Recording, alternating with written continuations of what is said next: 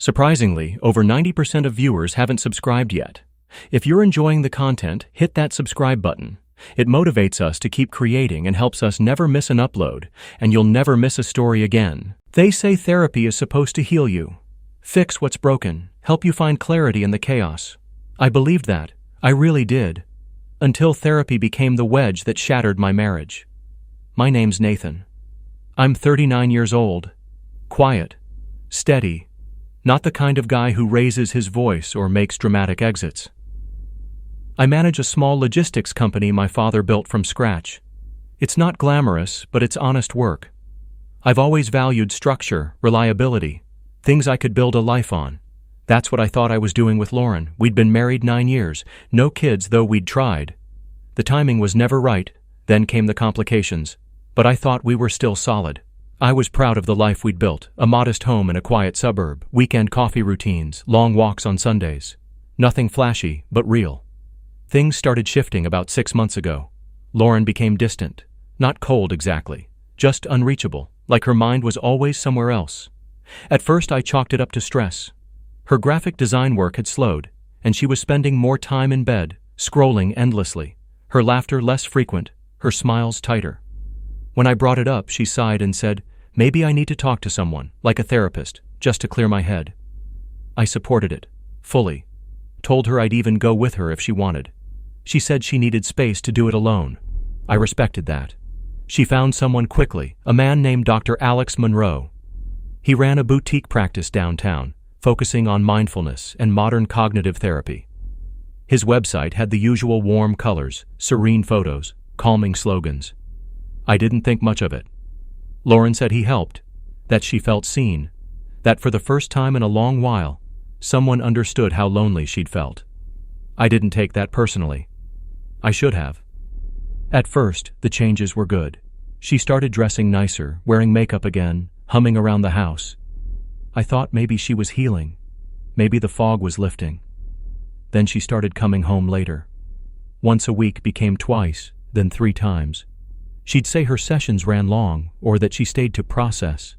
Sometimes she said she just needed to sit in her car after, to decompress. I trusted her. I wish I hadn't. One evening I found her on the back patio, typing something quickly into her phone. She didn't notice me behind her. When she finally looked up, she jumped. "Didn't hear you come out," she said, flipping the screen down. I smiled. "Everything okay?" "Yeah, just texting Kara." Kara was her friend from yoga. At least, that's what she always said. That night, something gnawed at me. I don't know why it hit me then. Maybe it was the way she'd laugh during dinner, forced, distant. Or maybe it was how she didn't touch me when we got into bed, just rolled away and fell asleep like I wasn't there. At 2 a.m., I got up, heart pounding. Her phone was in the kitchen, charging. I'd never checked her phone in our entire marriage. But that night something changed, something cracked. The messages weren't under Kara's name. They were under AM. I opened the thread. It wasn't friendship. It wasn't professional. It was emotional warfare, written in soft, seductive tones. "I can't stop thinking about the way you looked at me today. Being with you makes me feel alive again. When I touch you, it's like nothing else exists." And then hers. "You see me in ways Nathan never has. I don't feel married when I'm with you. I just feel free." I sat down, phone trembling in my hand. A therapist. Her therapist. This wasn't just betrayal. This was calculated. A crossing of every boundary I thought was sacred. I didn't wake her. I didn't rage. I just walked back to bed, lay beside her, and stared at the ceiling until the morning light crept in. The next day, she kissed me goodbye on her way out the door. I nodded, said nothing. Then I made a plan. I printed the messages, stored them in a folder in my briefcase, contacted a lawyer under a different name, created a new email, set up a digital vault. I wasn't going to confront her with emotion. I was going to bury her with truth. I also started researching Dr. Monroe. He wasn't just some therapist. He was a self-proclaimed emotional strategist with a blog, a growing online following, and several articles floating around under titles like "Why Women Need to Be Heard, Not Fixed." His practice didn't take insurance. Private pay only. I found reviews, glowing ones. But the way some women described him felt off, too personal. Too familiar. One night, Lauren said she was going to a late session. I told her I had a meeting. We both lied. She left at 7:30. I followed at 7:42. She drove downtown, parked 2 blocks from his office, walked the rest of the way, checked the street, then entered a side door, not the front. I waited 2 hours. Then she came out, hair slightly messy, cheeks flushed, typing furiously on her phone. I snapped a photo from my car. Her expression was too familiar, like she'd just shared a secret she couldn't tell anyone else. When she got home that night, I was already in bed. She slid in beside me, whispered, "Thanks for being so patient with me lately." I nodded, but I wasn't patient anymore. I was preparing. I didn't tell anyone at first. Not friends, not family, not even my attorney. I needed to gather more, proof, patterns, leverage, the kind of truth that didn't just sting but stuck. Lauren kept seeing him. Every Tuesday, then Thursdays, sometimes Saturdays too. She called them intensive sessions. I called them what they were, permission to lie. I wasn't passive. I documented everything. Dates, times, texts. I even signed up for one of Dr. Monroe's online workshops under a fake name. It was a virtual group therapy session streamed from his office. There he was, calm, confident, charming, almost too polished. He spoke in soft tones with phrases like spiritual honesty and emotional liberation. Women in the chat praised him constantly. A few even called him life-changing. I noticed one thing quickly. There were no male clients, none. The next day, I called the state board that licensed therapists. Asked if any complaints had ever been filed against Dr. Monroe. They wouldn't confirm specifics, but the woman on the line paused before saying, "Nothing on record, but you're not the first person to ask." That told me plenty. I scheduled a consultation under a different alias, used a friend's name and burner email. Told them I was looking for therapy for my wife. They offered me a discovery call within hours. The woman I spoke to sounded chipper, rehearsed. When I asked if Dr. Monroe specialized in marriage counseling, she replied, "He focuses more on personal transformation than traditional couples therapy. Many women find his approach freeing." Freeing. Right. When I asked if he had clear ethical guidelines around physical contact or emotional intimacy, she went silent for a beat. Dr. Monroe practices non-traditional methods. All clients sign full disclosures before beginning. That was their shield. Legal language, loopholes, nothing actionable, unless someone pushed. Back home, Lauren was suddenly warm again, like a switch had been flipped. She made dinner 2 nights in a row, sat closer on the couch, asked me how work was going, how I was sleeping. The act was so thin I could see through it. She wasn't trying to fix our marriage, she was trying to manage guilt. "I've been thinking," she said one night as we sat in the living room. "Maybe we should plan a trip. Just us. Get away, reset." "A trip sounds nice," I said. "Somewhere quiet. Maybe a cabin?" I smiled. "You pick the place." And I let her believe we were rebuilding. Behind the scenes, I was crafting a new exit. I moved half of our joint savings into a separate account under the business name. All legal, all documented. Lauren rarely looked at our statements. Finances bored her. She once said, "Money's your thing, I trust you."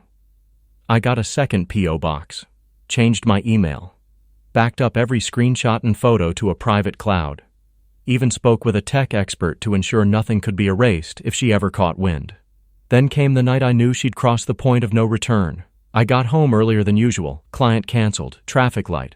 Lauren wasn't expecting me. Her car was in the driveway, but the house was quiet. Lights low, music playing softly from the Bluetooth speaker in the kitchen. I followed the sound upstairs. Voices, not in person. A video call.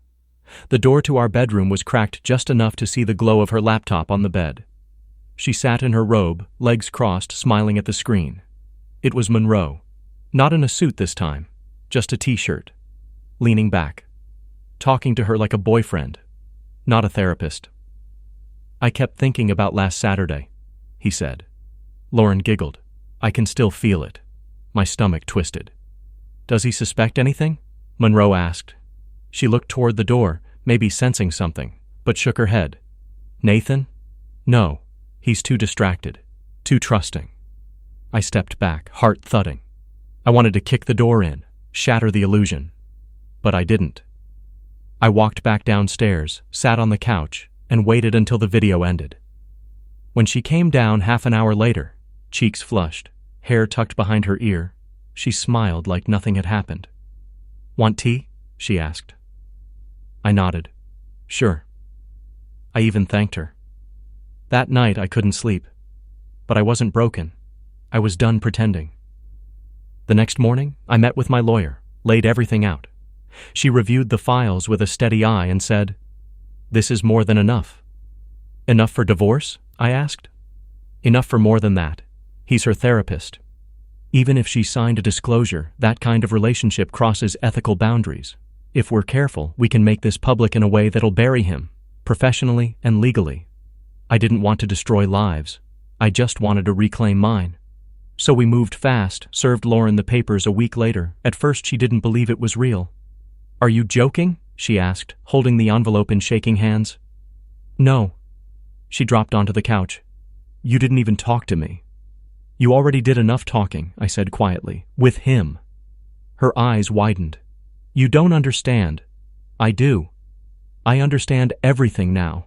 Her voice cracked. "It didn't mean anything." "Then why did you lie every step of the way?" Silence, tears welled up in her eyes. "I was lost. And instead of asking me to help you find your way back, you found someone else to disappear with." She sobbed, apologized, said it was a mistake. I didn't raise my voice. I just said, "You made your choice, now I'm making mine." The divorce moved faster than she expected, because I'd prepared for everything. I offered a settlement, reasonable, clear, and generous enough to keep it clean. But I included one clause. If she tried to go after more or dragged it out, we'd go public with everything. The recordings, the texts, the video calls, the photos, the name, Dr. Monroe. That was the leverage. She signed. 2 months later, it was done. She moved out. I kept the house. She sent one final message, the kind that sounds like closure but is really just shame in disguise. "I hope someday you can forgive me." I didn't respond. I didn't need to, because forgiveness wasn't the point anymore. Freedom was, and I had it. Some people wait for apologies to move on. Others wait for karma to do its work. I waited for neither. After the divorce was finalized, my world got quiet, not empty, just still. Like someone had finally turned off the static that had been buzzing in the background for years. I didn't celebrate. I didn't throw out her things in a dramatic purge. I simply boxed up what remained of Lauren's life in our home and left the boxes by the front. Tore her. She never came for them. I donated them a week later. The house felt lighter without her. I repainted the walls, changed the furniture, replaced the photos with landscapes. No faces, just mountains, oceans, and skies that didn't lie. I didn't tell many people the details of what had happened. Those who knew me closely could tell something was different, but they didn't push. They could see it in my eyes. Something had broken, but something else had grown in its place. Clarity. Meanwhile, Dr. Monroe's reputation began to quietly unravel. I hadn't intended to launch a public scandal, but once my lawyer sent a formal complaint to the licensing board, complete with redacted evidence, things started moving faster than I expected. The board launched a review. Apparently, mine wasn't the first concern they'd received. There had been whispers, rumors, and at least one prior investigation that was inconclusive due to lack of cooperation from the client. But with Lauren's messages, photos, and the digital receipts of their private meetings, outside official hours, off the books, they couldn't look the other way. He was suspended pending investigation. That's when the local media picked it up. A small online outlet posted an article, "Respected therapist accused of ethical violations." It didn't name Lauren. I wouldn't allow that. She had betrayed me, yes, but I wasn't going to destroy her life in return. I wasn't her. But Monroe, he'd crossed too many lines, and now they were catching up to him. He issued a vague statement about boundaries being misunderstood, about clients projecting emotional needs, and the need to reevaluate therapeutic relationships. It didn't work. His clients began pulling back. Some left scathing reviews.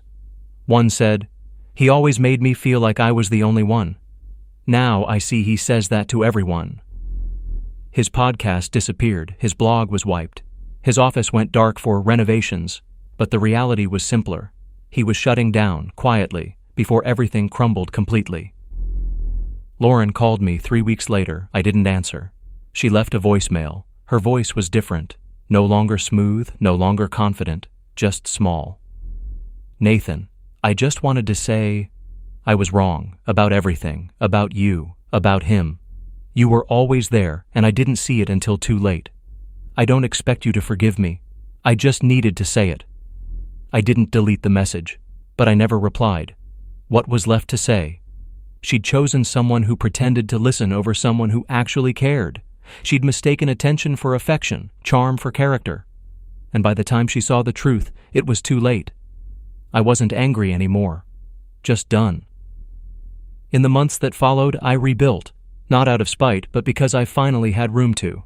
I joined a photography group, took weekend trips out of town, met new people, quietly, without forcing anything. I laughed more, slept better, ate dinner without waiting for awkward silences to fill the air. One evening, I was at a bookstore cafe, flipping through a book on travel photography, when someone asked if the seat next to me was taken. She had short, auburn hair, kind eyes, and a gentle presence. No, I said, all yours. Her name was Claire. She was a school counselor, warm, funny, no pretenses. She didn't talk in therapy speak or act like she was trying to unlock me. She just asked real questions and gave real answers. We didn't rush anything. Coffee turned into conversations. Conversations turned into walks. Walks turned into weekends. There were no grand declarations, just moments that felt honest. One night, months later, she asked me, "What happened before me?" I paused, then said, "I was married." She got close to someone who was supposed to help her, but he took advantage, and I let her go. She nodded slowly. That must have hurt. It did, I said, but not anymore. She didn't press, didn't dig. She just held my hand, and for the first time in years, I didn't feel like I needed to defend my peace. It simply existed. Sometimes I wonder if Lauren ever really understood what she gave up. Not the house, not the routines, not the marriage on paper, but the kind of love that doesn't need fixing. The kind that shows up, stays, listens without being paid to. She thought she was chasing depth. What she found was performance. And when it ended, when the man who said all the right things ran out of new words, she realized that hollow echoes don't make a home. They never did. A year after the divorce, I got a letter from the state licensing board. Monroe's license had been revoked. Officially. Permanently. There was no celebration. Just closure. I took the letter, folded it, and tucked it away in a drawer I no longer opened. Because I wasn't living in that chapter anymore. I was too far into the next one. One where I didn't need to be louder, or colder, or more dramatic. I just needed to be me, the man who saw the betrayal, stared it in the face, and didn't shatter. He just walked away, quietly, completely, and never looked back.